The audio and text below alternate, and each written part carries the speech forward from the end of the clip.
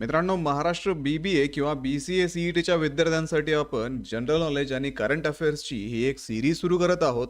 या सिरीजमध्ये आपण गेल्या एका वर्षातील महत्त्वाचे करंट अफेअर्स डिस्कस करणार आहोत. त्यावरती आधारित MCQs आणि त्याचं सोल्युशन्स आपण आजच्या या व्हिडिओमधून जाणून घेणार आहोत. विद्यार्थी मित्रांनो, जसं की आपल्याला माहिती आहे, जनरल नॉलेज आणि करंट अफेअर्स या सेक्शनमधून तुम्हाला परीक्षेमध्ये 20 मार्कांचे क्वेश्चन विचारले जातात आणि जर तुम्ही ही सिरीज फॉलो केली तर तुमची 20 मार्कांची तयारी याच सिरीजमधून पूर्ण होणार आहे. मित्रांनो, BBA CET BCA CETच्या विद्यार्थ्यांसाठी असणारी जी लाईव्ह बॅच आहे ती ग्लोबल ऑनलाईन क्लासेसमध्ये सुरू करण्यात आली आहे. तर 2 महिन्यांचा क्रॅश कोर्स असणार आहे. या क्रॅश कोर्समध्ये तुम्हाला डेली लाईव्ह क्लासेस दिले जातील. डेली लाईव्ह क्लासेस आणि रेकॉर्डेड व्हिडिओ लेक्चर्सच्या माध्यमातून तुमचा संपूर्ण सिलेबस परीक्षेपूर्वी कव्हर केला जाईल. परीक्षा झाल्यानंतर सुद्धा अगदी ऍडमिशन पर्यंत तुम्हाला इथे गाईड केलं जाईल. तसेच या परीक्षेची परिपूर्ण तयारी होण्यासाठी 2000 पेक्षा अधिक MCQ आणि मॉक टेस्ट सुद्धा या बॅच मध्ये तुम्हाला मिळणार आहेत. तर विद्यार्थी मित्रांनो, बॅचला जॉईन करण्यासाठी स्क्रीनवरती दिलेल्या नंबरवरती तुम्ही आजच व्हॉट्सअप करा किंवा प्ले स्टोर वरती जाऊन तिथेही ग्लोबल ऑनलाईन ऍप मध्ये तुम्ही हा कोर्स जॉईन करू शकता. तर लवकरात लवकर या कोर्सला जॉईन करा आणि महाराष्ट्रातल्या टॉपच्या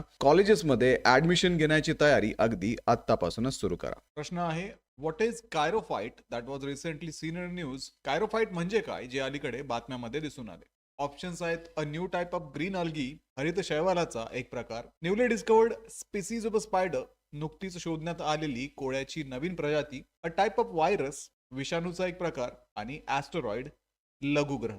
तर विद्यार्थी मित्रांनो, कायरोफाइट्स हे हरित शैवालाचे एक प्रकार असून त्याचा इतिहास सॅल्युरियन कालखंडापर्यंत म्हणजे सुमारे 443 दशलक्ष वर्षापूर्वीचा आहे. ते स्थलचर वनस्पतीचे सर्वात जवळचे सजीव नातेवाईक मानले जातात. जर्मनीमधील 27 चाचणी तलावांवरील संशोधनात त्यांच्या संख्येत वाढ झाल्याचे नोंदण्यात आलेले आहे. So the chirophytes are the type of green algae dating back to 443 million years to the Silurian period.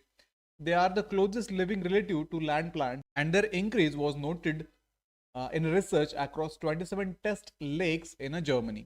त्यामुळे या प्रश्नाचं योग्य उत्तर आहे a type of green algae, हरित शैवालाचा एक प्रकार. पुढचा प्रश्न आहे, which country is the host of well for piece 2026 exercise? Well for piece 2026 या सरावाचे यजमान देश कोणता आहे? ऑप्शन्स आहेत: साऊथ आफ्रिका, चायना, रशिया आणि ब्राझील.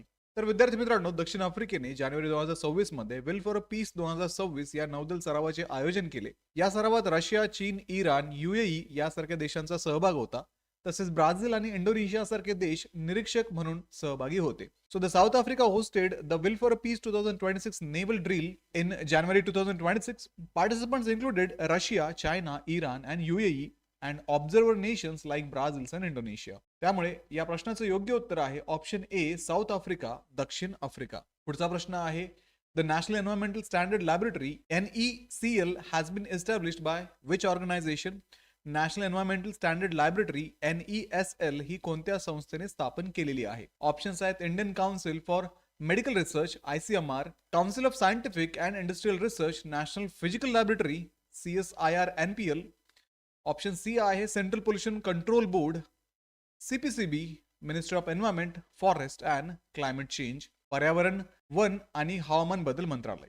तर विद्यार्थी मित्रांनो, नॅशनल एन्व्हायरमेंटल स्टँडर्ड लॅबोरेटरी ही प्रयोगशाळा नवी दिल्लीतील CSIR NPL म्हणजेच नॅशनल फिजिकल लॅबोरेटरी यांनी नॅशनल क्लीन एअर प्रोग्रामसाठी हवेतील प्रदूषण मोजणाऱ्या उपकरणांची चाचणी करण्यासाठी स्थापन केली आहे. भारतातील पर्यावरण निरीक्षणासाठी ही संस्था मानक प्रोटोकॉल्स म्हणजेच स्टँडर्ड प्रोटोकॉल आणि रेफरन्स गॅसेस उपलब्ध करून देते. So the NESL was established by CSIR NPL in New Delhi to test air pollution monitors for the National Clean Air Program. It provides standard protocol and reference gases for the environmental monitoring in India.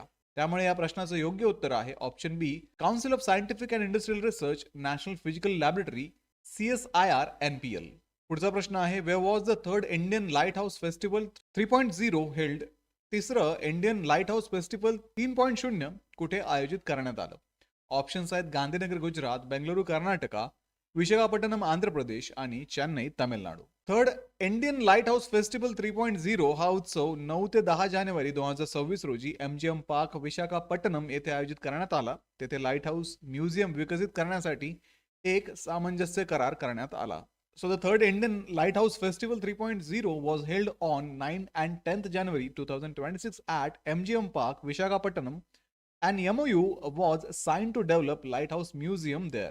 त्यामुळे या प्रश्नाचं योग्य उत्तर आहे option C, Visakhapatnam, Andhra Pradesh. पुढचा प्रश्न आहे, Karuna Abhiyan is the wildlife rescue and rehabilitation campaign launched by which state government.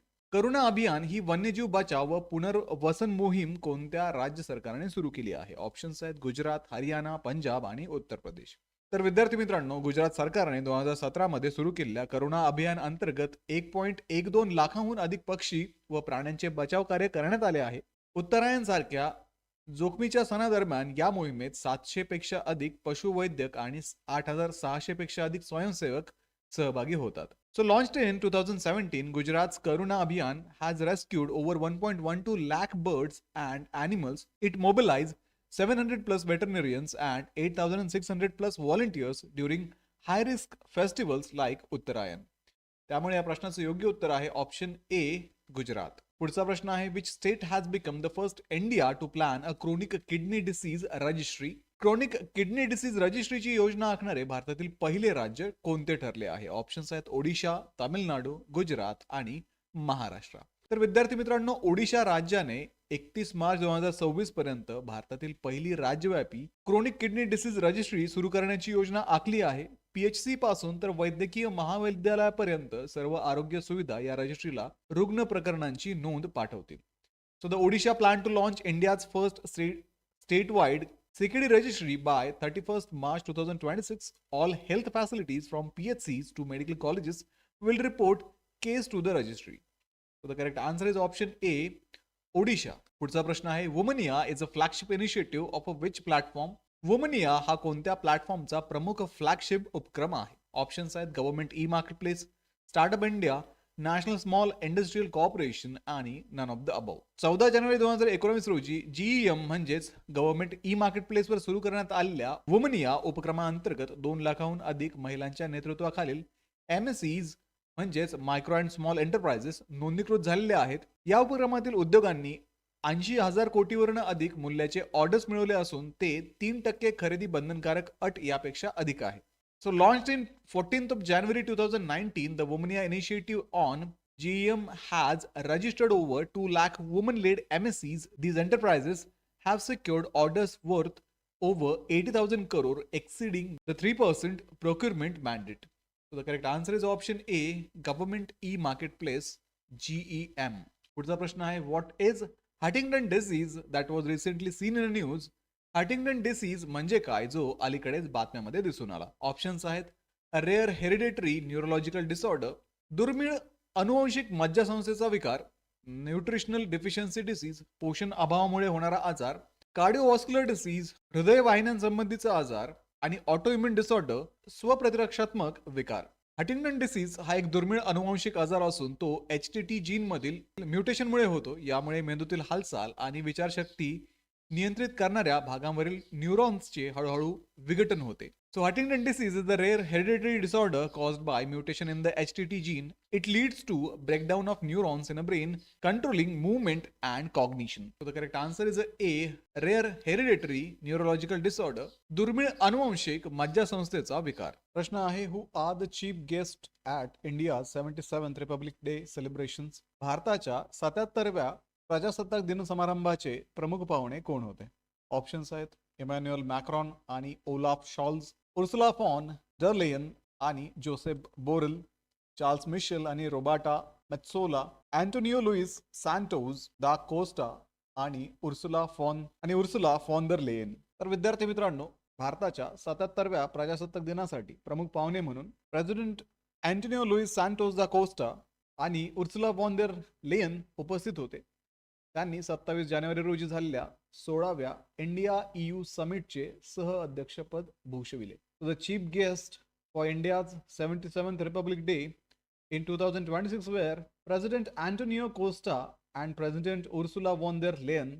They co-chaired the 16th India EU Summit on 27th of January. So the correct answer for this question will be option D. पुढचा प्रश्न आहे, which state government launched the Arunodaya mission for statewide sickle cell screening in January 2026?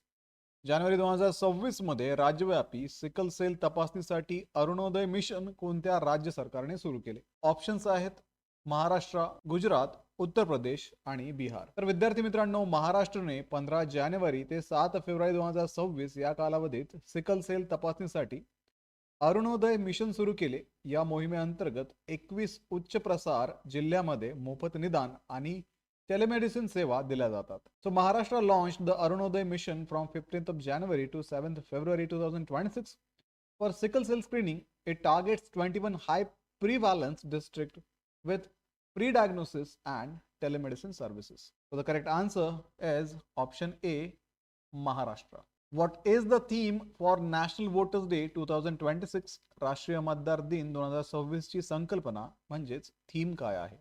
Options आहेत every voter counts, प्रत्येक मत महत्वाचे आहे, माय India माय vote, माझा भारत माझे मत, डेमोक्रेसी इन ऍक्शन, कृतिशील लोकशाही आणि पॉवर टू द पीपल, जनतेकडे सत्ता. तर विद्यार्थी मित्रांनो, राष्ट्रीय मतदान दिन भारतात दरवर्षी 25 जानेवारी रोजी साजरा केला जातो, ज्याचा उद्देश मतदारांचा सन्मान करणे, विशेषतः तरुणांना मतदानासाठी प्रेरित करणे आणि लोकशाही सहभाग बळकट करणे हा आहे. हा दिवस 25 जानेवारी 1950 रोजी भारतीय निवडणूक आयोगाची स्थापना झाल्याचेही स्मरण करून देतो आणि 2026 ची थीम ही माझा भारत माझे मत असून टॅगलाईन भारतीय लोकशाहीच्या केंद्रस्थानी नागरिक ही आहे.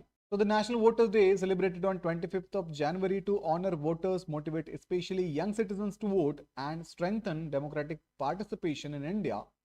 It also commemorates the establishment of the Election Commission of India on 25th of January 1950, and the 2026 theme is My India, My Vote, with the tagline of citizen at the heart of the Indian democracy. The correct answer is option B, My India, My Vote, माझा भारत माझे मत. Next is what is the IUCN status of a puffer fish that was recently seen in news? अलीकडेच बातम्यामध्ये दिसून आलेल्या puffer फिशचे IUCN status काय आहे? Options आहेत एंडेंजर्ड, संकटग्रस्त, अतिसंकटग्रस्त, क्रिटिकली एंडेंजर्ड, वल्नरेबल, असुरक्षित आणि लीस्ट कॉन्सर्न, कमी काळजीचा. भारतातील पहिल्या नोंद झालेल्या गोड्या पाण्यातील विषबाधा प्रकरणात सहभागी असलेले पफरफिश हे मासे IUCN कडून वल्नरेबल म्हणून सूचीबद्ध आहेत. हे मासे भारतातील गंगा आणि महानदी यासारख्या नदी खोऱ्यांमध्ये आढळतात. So the pufferfish involved in the India's first recorded freshwater poisoning case are listed as vulnerable by IUCN. They are found in Indian river basin like Ganga and Mahanadi. तर ऑप्शन सी, वल्नरेबल, असुरक्षित या प्रश्नाचं योग्य उत्तर आहे. पुढचा प्रश्न आहे Veergatha 5.0 is a joint initiative of which ministries? Veergatha 5.0 हा कोणत्या मंत्रालयाचा संयुक्त उपक्रम आहे? ऑप्शन्स आहेत ministry of culture and ministry of education, संस्कृती मंत्रालय आणि शिक्षण मंत्रालय, ministry of youth affairs and ministry of education, युवक व्यवहार मंत्रालय आणि शिक्षण मंत्रालय, ministry of home affairs and ministry of tourism, गृह मंत्रालय आणि पर्यटन मंत्रालय, ministry of defence and ministry of education, संरक्षण मंत्रालय आणि शिक्षण मंत्रालय. तर विद्यार्थी मित्रांनो, वीरगाथा 5.0 हा संरक्षण मंत्रालय आणि शिक्षण मंत्रालय यांचा संयुक्त उपक्रम आहे. 2026 मध्ये 18 देशातील 91 शाळांमधून निवडलेल्या 100 विजेत्यांना प्रत्येकी 10,000 रुपये देण्यात आले आणि त्यांनी रिपब्लिक डे परेडला उपस्थिती लावली. त्यामुळे या प्रश्नाचं योग्य उत्तर आहे संरक्षण मंत्रालय आणि शिक्षण मंत्रालय, option D. So Veergatha 5.0 is a joint initiative of Ministries of Defense and Education in 2026. 100 winners from 91 schools across 18 countries received 10,000 rupees each and attended the Republic Day parade. The correct answer is option D, Ministry of Defense and Ministry of Education. Next question आहे सागर मैत्री is a collaborative initiative of Indian Navy and which organization? सागर मैत्री हा भारतातील नौदल आणि कोणत्या संस्थेचा सहकार्यात्मक उपक्रम आहे? ऑप्शन्स आहेत defence research and development organisation, national institute of ocean technology, Indian space research organisation आणि इंडियन कोस्ट गार्ड. तर विद्यार्थी मित्रांनो, सागर मैत्री हा भारतीय नौदल आणि DRDO यांच्यातील सहकार्यात्मक उपक्रम आहे. जानेवारी 2026 मधील त्यांच्या 5व्या आवृत्तीत INS सागरध्वनी या संशोधन जहाजाचा सहभाग होता, ज्यामार्फत इंडियन ओशन रिजन राष्ट्रांसोबत महासागर संशोधन वाढवण्यावरती भर देण्यात आला. So the Sagar Maitri is a collaborative initiative between Indian Navy and DRDO. Its 5th edition in January 2026 involved the research vessel INS Sagardhwani to foster ocean research with the IOR nations. The correct answer is option A, Defense Research and Development Organization, DRDO. Next question आहे, what is the rank of India in the responsible nation index 2026? Responsible nation index 2026 मध्ये भारताचा क्रमांक काय आहे? तर विद्यार्थी मित्रांनो, responsible nation index 2026 मध्ये 154 देशामध्ये भारताचा 16वा क्रमांक लागला. हा निर्देशांक वर्ल्ड इंटेलेक्चुअल फाउंडेशन यांनी सुरू केला असून त्यामध्ये सिंगापूर प्रथम क्रमांकावरती आहे. So India ranked 16th among 154 countries in the Responsible Nations Index 2026. The index launched by World Intellectual Foundation is topped by Singapore. So the correct answer is option A, 16th किंवा 16वा. Next question आहे, Sopakarnika river that was recently seen in the news is located in which state? अलीकडेच बातम्यामध्ये दिसून आलेली सौपर्णिका नदी कोणत्या राज्यात आहे? ऑप्शन्स आहेत कर्नाटका, केरला, तामिळनाडू आणि महाराष्ट्र. तर विद्यार्थी मित्रांनो, सौपर्णिका नदी ही कर्नाटकमधील पश्चिम वाहिनी नदी असून तिचा उगम कोदचाद्री हिल्स येथून होतो. एनजीटीने या नदीमध्ये सांडपाणी जाणे थांबवण्यासाठी संबंधित अधिकाऱ्यांना एक कार्ययोजना सादर करण्याचे निर्देश दिले आहे. Sauparnika river is a west flowing river in Karnataka originating from the Kodachadri hills. The NGT directed authorities to submit a plan to stop wastewater flow into it. The correct answer is option A, Karnataka. Where was the 2026 World Economic Forum annual meeting held? 2026 ची world economic forum वार्षिक बैठक कुठे आयोजित करण्यात आली होती?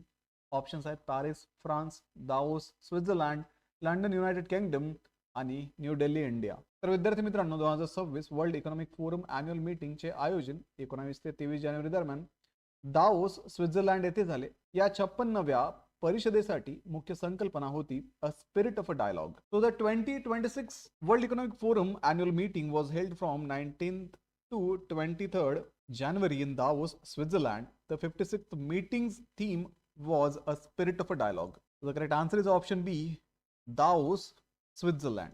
पुढचा प्रश्न आहे, महाराष्ट्रात first innovation city is propose to be develop near which city?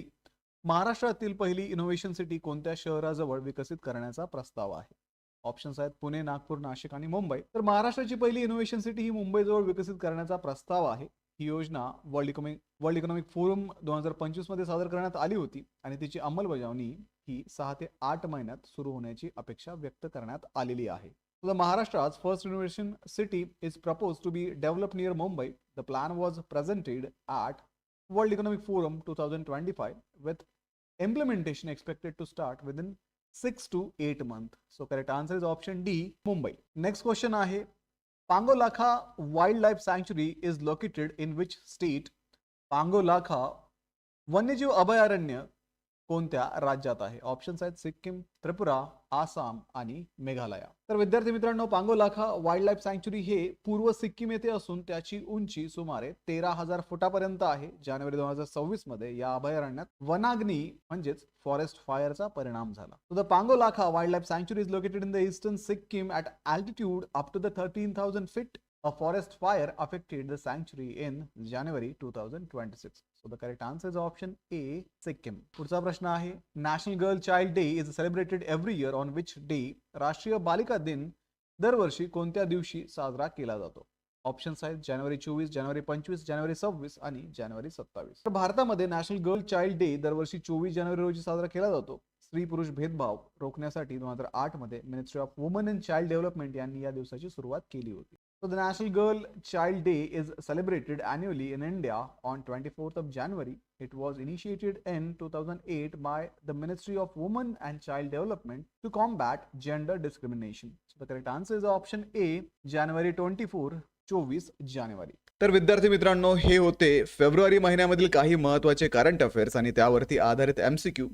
He series तुमची एक्झाम होईपर्यंत अशीच सुरू राहणार आहे. सोबतच विद्यार्थी मित्रांनो, आमचा जो 2 महिन्यांचा क्रॅश कोर्स ग्लोबल ऑनलाईन मध्ये सुरू होत आहे तो जॉईन करा आणि महाराष्ट्रातल्या टॉपच्या कॉलेजेसमध्ये ऍडमिशन घेण्याची तयारी आतापासूनच सुरू करा. कारण विद्यार्थी मित्रांनो, या बॅच मध्ये तुम्हाला संपूर्ण सिलेबस वरती लाईव्ह आणि रेकॉर्डेड क्लासेस दिले जाणार आहेत. या क्लासेसच्या माध्यमातून तुमचा संपूर्ण सिलेबस परीक्षेपूर्वी कव्हर केला जाणार आहे. तुमच्या रिव्हिजन्स घेतल्या जाणार आहेत. त्यासोबतच संपूर्ण अभ्यासक्रमाच्या सोप्या भाषेतील नोट्स तुम्हाला इथे दिल्या जातील. तसेच विद्यार्थी मित्रांनो, या परीक्षेची परिपूर्ण प्रॅक्टिस होण्यासाठी फ्री मॉक टेस्ट आणि 2000 पेक्षा अधिक MCQचा संच सुद्धा तुम्हाला इथे दिला जाणार आहे. तर लवकरात लवकर दिलेल्या नंबर्सवरती कॉन्टॅक्ट करा, ही बॅच जॉईन करा आणि अभ्यासाला आत्तापासूनच सुरुवात करा. तर व्हिडिओला लाईक करा, तुमच्या मित्रांना हा व्हिडिओ शेअर करा, ग्लोबल ऑनलाईनला आत्ताच सबस्क्राईब करा. भेटूया पुढच्या व्हिडिओमध्ये.